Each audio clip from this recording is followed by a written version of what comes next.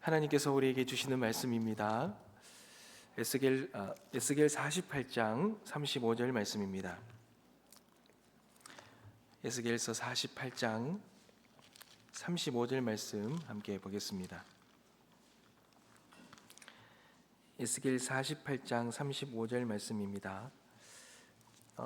구약 성경의 1230면쯤에 있습니다.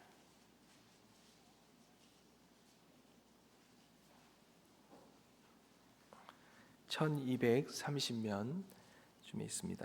에스겔서 48장 35절 한 절 말씀인데요, 우리 다 같이 합독하도록 하겠습니다. 다 같이 읽겠습니다. 그 사방의 합계는 18,000척이라. 그날 후로는 그 성읍의 이름을 여호와 삼마라 하리라. 아멘.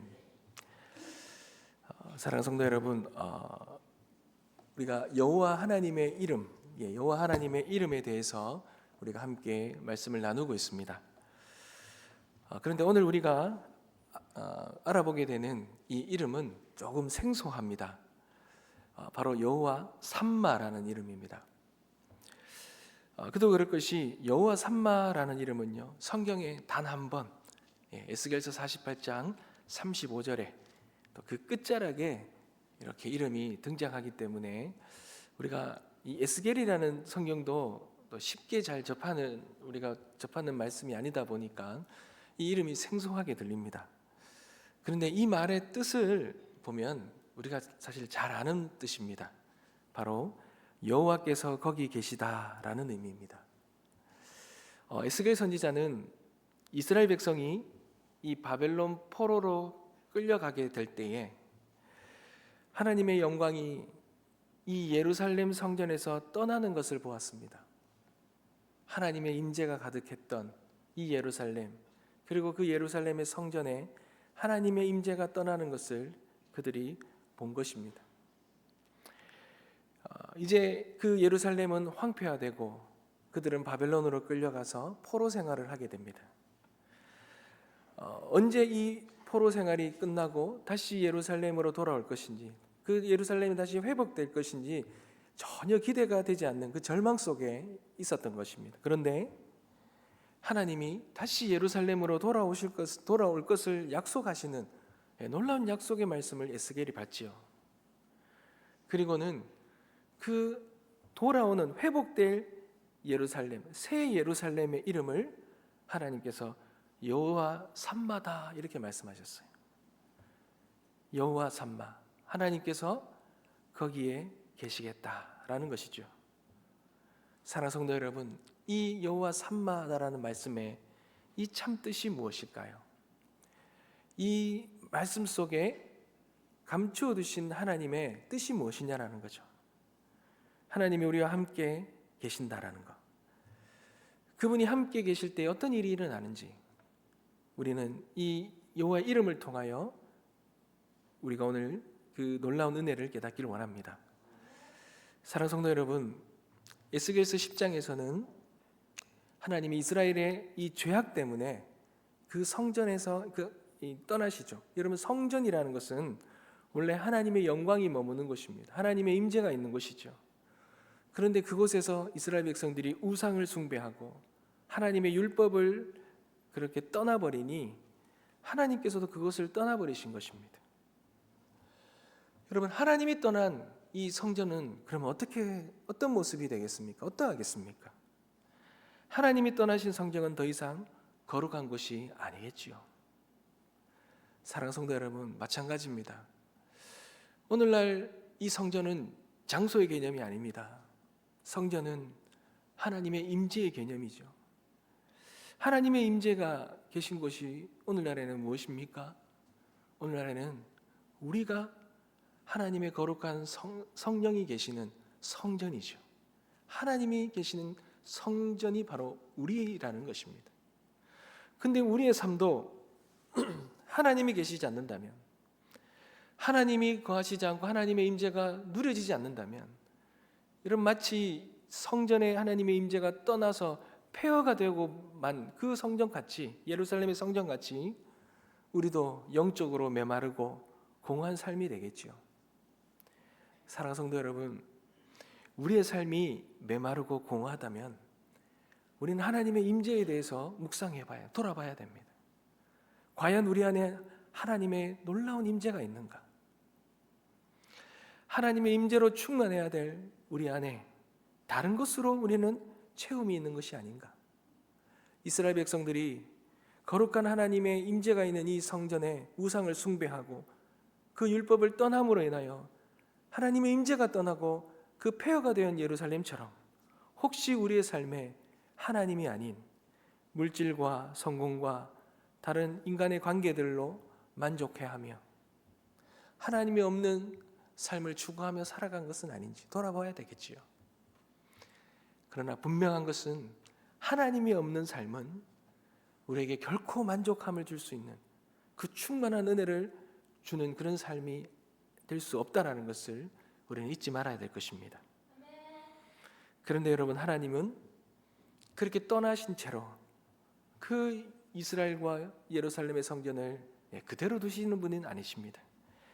에스겔서 48장에 하나님은 이 새로운 새 예루살렘을 세우시겠다라고 말씀하시고는 그 새롭게 세우신 그 도성의 이름을 여호와 삼마다라고 말씀하셨습니다.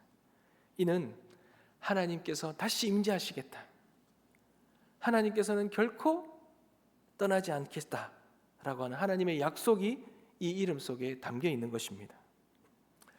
사랑하는 성도 여러분, 하나님은 비록 우리가 죄 가운데 있어서 그 죄로 말미암아 하나님의 임재가 떠났지만, 그러나 그 하나님은 그렇게 떠나가시는 분이 아니시라 우리에게 다시 임재하시겠다고 약속하신 하나님이 우리 하나님이십니다. 여러분, 그 약속이 어떻게 성취됩니까? 바로 예수 그리스도를 통해 성취되지요. 예수님이 이 땅에 오셔서 그를 뭐라고 부르십니까? 나는 임마누엘의 하나님이시다. 임마누엘, 하나님이 우리와 함께 하시다. 십자가에서 우리의 죄를 담당하심으로 우리가 다시 하나님과 함께 할 수 있는 길을 여시고, 그 하나님이 우리와 함께 하시도록, 영원히 함께 하시도록 하셨던 그 놀라운 예수님의 그 십자가의 사역, 그 사역으로 인하여 하나님이 우리와 함께 하심의 은혜가 회복된 것이죠. 사랑하는 성도 여러분, 우리는 이제 성전은 건물이 아니라 성령께서 거하시는 곳이 성전이 되었고, 그 성전이 우리의 삶이 되었습니다. 그러니 고린도전서 6장 19절에 바울은 이렇게 말하죠. 너희 몸은 너희가 하나님께로부터 받은 바 너희 가운데 계신 성령의 전인 줄을 알지 못하느냐. 그러니 우리의 마음속에 예수 그리스도를 구주로 믿고 그 믿음의 고백이 진실되게 우리가 선포되어질 때에, 믿음으로 고백되어질 때에 우리 안에는 성령께서 임하십니다. 성령을 모시는 거죠. 그렇다면 여러분, 우리의 삶이 뭐가 됩니까? 여호와의 삼마가 되는 것입니다. 사랑하는 성도 여러분, 하나님이 우리와 함께 하신다 믿으시기 바랍니다. 하나님이 우리와 함께 하신다면 우리의 삶에는 놀라운 변화들이 일어날 것입니다. 어떤 변화가 일어납니까? 하나님이 우리에게 주시는 가장 큰 변화는 여러분, 우리에게 평안과 확신의 은혜를 주십니다. 세상의 환경과 상황이 아무리 흔들려도 하나님이 함께 하시면 두려울 것이 없는 것입니다. 제자들이 탄 배가 그 풍랑 속에서 흔들려도 예수 그리스도가 함께 하실 때에 그 바다가 그 배를 삼킬 수 없듯이 하나님이 우리와 함께 하신다면 이 세상의 어떠한 풍파도, 어떠한 상황도 우리를 삼킬 것이 없을 것입니다. 그러니 하나님이 함께 하시면 두려울 것이 없음을 믿으시기 바랍니다. 다윗은 시편 23편 4절에 내가 사망의 음침한 골짜기로 다닐지라도 해를 두려워하지 않을 것은 주께서 나와 함께 하심이라. 이 고백을 하나님의 함께 하심의 그 믿음 안에서 고백할 수 있었던 것입니다. 사랑하는 성도 여러분, 또한 하나님이 우리와 함께 하신다면 우리의 삶에 어떤 변화가 있습니까? 우리의 삶이 거룩해집니다. 거룩한 성령이 우리 안에 계시는데, 여러분, 거룩한 영이 성전에 계시면 그 성전은 거룩해지듯이 우리의 몸과 우리의 삶도 거룩해질 것입니다. 우리가 죄를 멀리하고 하나님의 뜻을 따를 때에 성령께서는 우리 안에 거하실 것이고, 우리 안에 계신 성령께서 우리의 삶을 거룩한 삶으로 그렇게 인도하심을 통하여 우리는 여호와의 산마가 우리의 삶이 되는 놀라운 은혜를 경험하게 되겠지요. 여러분, 그렇게 되면 우리 어떤 은혜가 또 변화가 됩니까? 여러분, 우리에게 소망의 삶이 열려지는 것입니다. 하나님이 우리가 단순히 살아가는 것에서 멈추는 것이 아니라 우리의 삶이 그분의 영광을 드러내는 삶으로 하나님께서 놀랍게 바꾸신다라는 거예요. 예수님은 제자들에게 승천하시기 전에 이렇게 말씀하시죠. 마태복음 28장 20절에 볼지어다 내가 세상 끝날까지 너희와 항상 함께 함이니라. 여러분, 이 말은 무엇입니까? 우리의 삶 속에 하나님께서 우리에게 놀라운 사명과 앞으로 하나님이 이루실 하나님 그 나라에 대한 소망함을 심어주고 계시는 겁니다. 우리 안에 하나님께서 계신다면, 여러분, 우리는 그 놀라운 하나님이 우리에게 주신 그 놀라운 그 사명을 바라보며 또 그것을 통하여 우리에게 허락하실 그 하나님 나라 천국에 대한 소망을 바라보며 살아가는 은혜가 있다라는 것이죠. 사랑하는 성도 여러분, 하나님이 함께 하심을 믿고 계십니까? 혹시 하나님이 너무 멀리 느껴지지는 않으십니까? 하나님은 변함없이 우리와 함께 하시고 우리가 그분께 마음을 돌릴 때 언제든지 다시 임재하시기를 원하신다는 것이죠. 여호와 삼마의 축복의 은혜를 누리시길 간절히 소망합니다. 하나님이 함께 하시는 곳, 거기가 바로 은혜의 자리며 생명이 충만한 그런 자리가 될 것입니다. 사랑하는 성도 여러분, 혹시나 잊지 말아야 될 것은 우리의 삶 속에 우리의 삶이 속에 있는 이 고난과 아픔과 어려움 때문에 행여나 우리 하나님께서 우리의 삶에 함께 하시지는 않을까, 하나님이 우리 안에 계시는 것이 맞는가라는 의심이 들 때가 있습니다. 그러나 여러분, 하나님의 함께 하심의 은혜는 절대로 변함이 없다라는 겁니다. 심지어 우리가 죄악 가운데 있다 할지라도, 우리가 지금 죄 중에 가장 깊은 죄 가운데 있다 할지라도 하나님은 우리를 떠나시지 않으십니다. 여러분, 이스라엘 백성들이 여호와 하나님을 떠나 우상 숭배하며 하나님의 심판을 받아 그들이 그 바벨론의 포로로 끌려가서 그곳에서 70년이라는 포로 생활을 감당합니다. 근데 그 70년의 그 포로 생활 동안 예루살렘은 다 황폐화되고 예루살렘 성전은 다 망가뜨려지고 모든 것이 끝나고 절망으로 가득했죠. 그런데 여러분, 그 절망의 순간에서 갑자기 해방이 찾아옵니다. 한순간으로 그들이 고향으로 돌아가는 일이 벌어집니다. 시편의 기자가요, 그 상황을 놓고 이런 고백을 했어요. 시편 126편 1절에 여호와께서 시온의 포로를 돌려보내실 때에 우리는 꿈꾸는 것과 같았도다. 전혀 상상을 할 수 없었던 순간이라는 거예요. 그러면서 3절에 이렇게 고백하죠. 여호와께서 우리를 위하여 큰 일을 행하셨으니 우리는 기쁘도다. 여호와께서 다시 한번 놀라운 일들을 이스라엘과 예루살렘을 통하여 이루셨으니 그 기쁨이 충만하다는 고백이었습니다. 사랑하는 성도 여러분, 예루살렘의 이 회복의 갑작스러운 이 회복의 놀라운 은혜가 오늘날 우리에게도 동일하게 어떻게 이루어졌습니까? 여러분, 우리에게 찾아온 것이 바로 이 구원의 역사 아닙니까? 우리는 구원 이전에는 죄의 종되어서 죄를 범하는 자마다 죄의 종이라는 그 요한복음의 말씀처럼 우리는 그 죄의 종되어 살았던 존재들인데, 죄에 끌려다니며 살았던 존재들인데, 하나님의 심판을 피할 수 없는 존재들이었고 하나님의 임재라고는 느낄 수 없는, 경험할 수 없는 그런 존재들이었는데, 하나님이 인간을 불쌍히 여기시고 예수 그리스도를 이 땅에 보내셔서 그 우리의 죄를 대신 짊어지시고 구속의 은혜, 대속의 은혜를 통하여 우리에게 구원이라는 놀라운 사건을 우리에게 허락해 주셨잖아요. 여러분, 이것이 우리가 잘해서 얻은 것이 아니라 하나님의 전적인 은혜로 임했다라는 것입니다.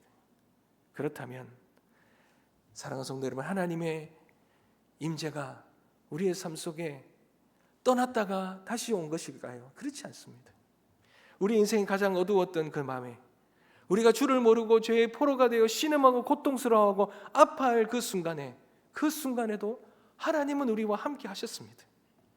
그리고 우리의 구원을 위해 계획하셨던 분이 그 자비의 하나님이시라는 거예요.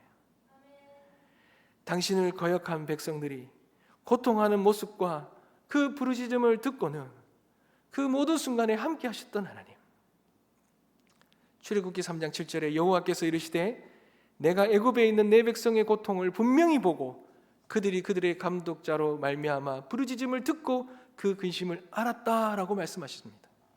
그러니 우리들의 지나온 삶 속에도, 그런 죄 가운데 있었던, 고통 속에 있었던 오늘날 우리의 삶 속에도 우리가 경험하지 못하고 깨닫지 못할 뿐이지 하나님은 함께 계신다라는 것입니다. 야곱이 형 에서의 분노를 피해서 하란으로 나아갈 때 이 외삼촌 라반의 집으로 가다가 너무 힘들고 지쳐서 들판에서 하룻밤을 지냅니다. 그곳이 베델이라 그러죠. 야곱이 그 들판에서 밤을 지나다가 꿈을 꾸고 환상을 보는데 그 환상을 접하고 잠에서 벌떡 일어나서 하나님께 이런 고백을 하지 않습니까? 창세기 28장 16절에 여호와께서 과연 여기 계시거늘 내가 알지 못하였도다.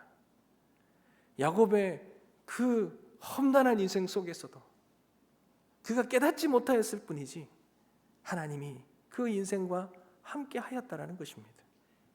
사랑하는 성도 여러분, 그렇다면 우리의 삶 속에도 우리가 하나님이 함께 하심을 느끼지 못할 때에도 여러분, 우리는 기도해야 됩니다.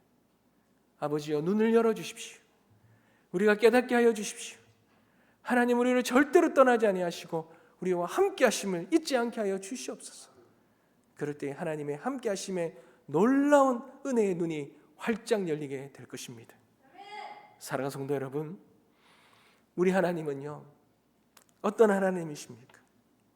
우리 하나님은 오늘 35절에도 그 사방의 합계는 18,000척이라 그날 후로는 그 성읍의 이름을 여호와 삼마라 하리라.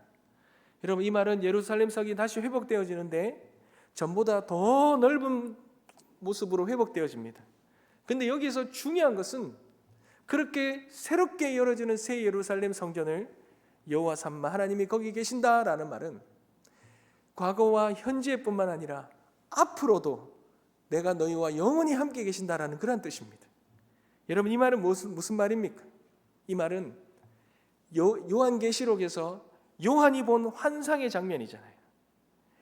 또 내가 새 하늘과 새 땅을 보니 처음 하늘과 처음 땅이 없어졌고 바다도 다시 있지 않더라. 또 내가 보매 거룩한 성 새 예루살렘이 하나님께로부터 하늘에서 내려오니 그 준비한 것이 신부가 남편을 위하여 단장한 것 같더라. 여러분, 이 말이 뭡니까? 새 예루살렘이 무엇입니까? 영원한 천국이라는 거예요. 여러분, 천국은 하나님과 함께하는 곳이 천국입니다. 하나님이 계신 곳이 천국입니다. 그러니 오늘 과거와 오늘 하나님이 우리와 함께 하셨다면 우리는 지금도 천국을 경험하고 있는 것이고, 하나님은 또한 영원히 함께 하실, 우리와 영원히 함께 하실 그 새 하늘과 새 땅을 준비케 하시고 지금 우리를 기다리시고 계시니 그것이 또한 천국이 되는 것이죠. 사랑하는 성도 여러분, 주님은 그곳에서 우리의 모든 눈물을 닦아주시고 우리의 과거와 현재의 고통과 아픔 가운데뿐만 아니라 우리의 영원한 삶 가운데서도 함께 하시겠다고 약속하신 분이 우리 하나님이십니다. 그러니 여러분, 우리는 그 하나님의 함께 하심의 그 은혜를, 하나님은 영원히 우리와 함께 하시겠다고 약속하신 그 하나님의 그 약속과 그 은혜를 잊지 말고 오늘도 우리의 삶이 어떠하든지 하나님은 우리와 함께 하신다는 믿음 붙들고 담대하게 나아가 오늘도 천국을 누리며 살아가는 우리 모든 성도님들 되시길 주님의 이름으로 축복합니다. 기도하겠습니다.